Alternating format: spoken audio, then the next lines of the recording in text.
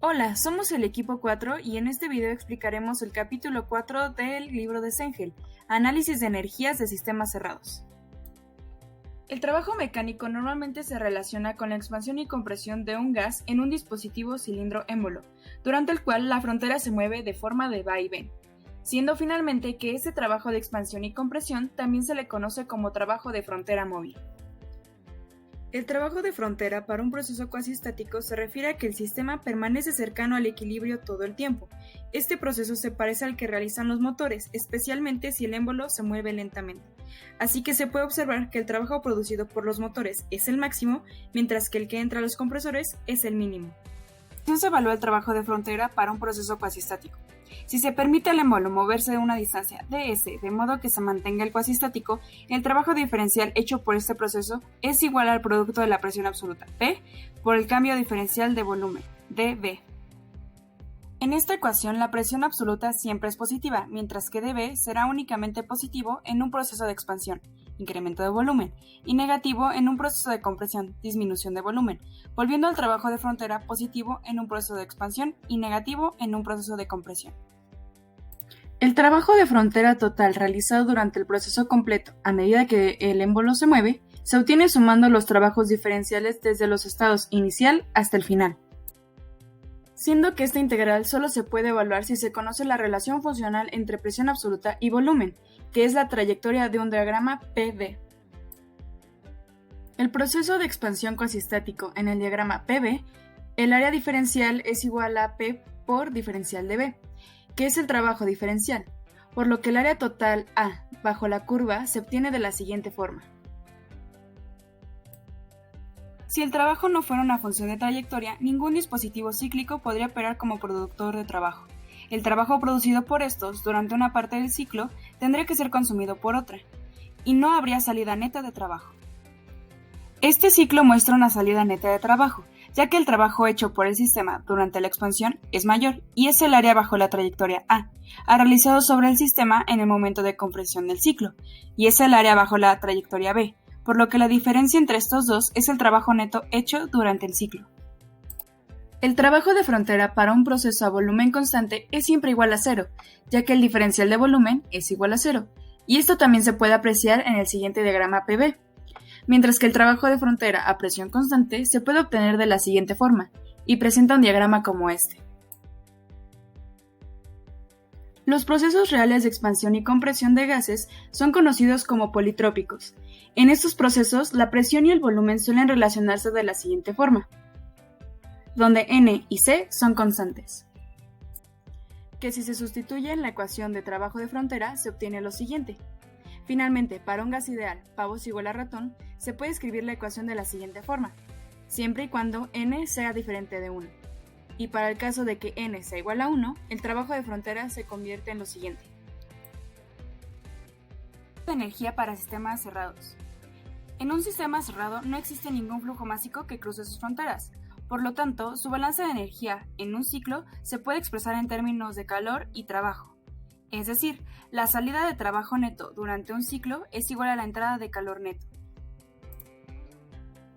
En la solución analítica de problemas se utiliza la convención de signos, que supone que el calor transferido es la entrada y el trabajo que se realiza en el sistema es la salida, por lo que si se obtiene un signo contrario para calor o trabajo, simplemente significa que la dirección supuesta es errónea y debe invertirse. El cambio en el contenido de la energía de un sistema es igual a la cantidad de energía que cruza sus fronteras, sin importar si la energía es calor o trabajo, ya que de acuerdo a la primera ley de la termodinámica, estos son iguales. Calor específico. El calor específico se define como la energía requerida para elevar en un grado la temperatura de una unidad de masa de una sustancia. En termodinámica, el interés se centra en dos clases de calores específicos: calor específico a volumen constante y calor específico a presión constante. Calor Cb se puede considerar como la energía requerida para elevar en un grado la temperatura de una unidad de masa de una sustancia, cuando el volumen se mantiene constante. El calor Cp es exactamente lo mismo, pero cuando la presión se mantiene constante. Energía interna. La magnitud que designa la energía almacenada por un sistema de partículas se denomina energía interna. La energía interna es el resultado de la contribución de la energía cinética de las moléculas, de sus energías de rotación, traslación y vibración, además de la energía potencial intramolecular. La energía interna es una función de estado. Su variación entre dos estados es independiente de la transformación que los conecte. Solo depende del estado inicial y del estado final. Entalpía. La entalpía es la cantidad de energía que un sistema termodinámico intercambia con su medio ambiente, en condiciones de presión constante. Gases ideales.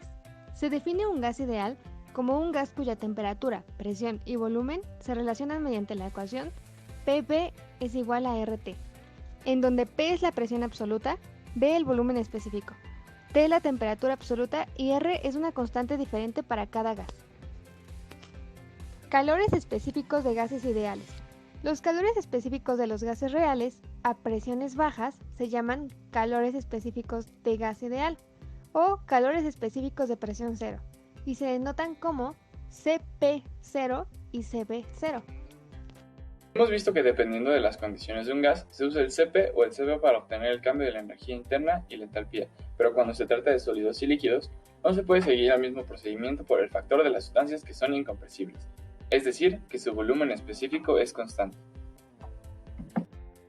Los líquidos y los sólidos, al ser incompresibles, el cambio de energía que se puede obtener por medio del volumen o de la presión es despreciable. Debido a lo anterior, se puede deducir que en las sustancias incompresibles, los calores específicos, ya sea volumen o a presión constante, tienen el mismo valor. Es por esto que para conocer el cambio de energía de un sistema, solo es necesario conocer la variación de la temperatura. He aquí la simplificación de la fórmula. Lo que sucede con el cambio de la entalpía es matemáticamente similar, ya que por el factor de sustancias incompresibles, uno de los términos se elimina y la deducción del cálculo anterior de la energía interna se integra a su fórmula.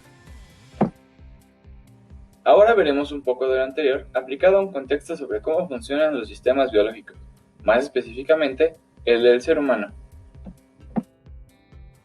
Los sistemas del ser humano realizan procesos de transferencia de energía todo el tiempo para poder mantener las funciones esenciales de su organismo, como el metabolismo, las funciones motrices y el procesamiento de ideas. Así podemos ver al ser humano como una gran máquina termodinámica trabajando. La mayoría de estos procesos suceden a temperatura, presión y volumen constantes. Sin embargo, la mayoría del tiempo resultan difíciles de analizar por dos razones. La primera es que son muy complejos, y la segunda es que nunca están en equilibrio. Esto se debe a la forma de obtención de energía del ser humano. Una vez son consumidos los alimentos, estos son procesados por el cuerpo y divididos en millones de moléculas que pasarán a convertirse en la energía que necesitamos. Esto último sucede haciendo reaccionar a estas moléculas, por medio de lo cual pueden transformarse en energía mecánica o térmica. Nuestro cuerpo es un sistema muy complejo que necesita de muchísimas sustancias para poder funcionar correctamente. Estas sustancias son obtenidas a partir de consumir alimentos variados y en suficiente cantidad. Así, nos mantenemos sanos y fuertes.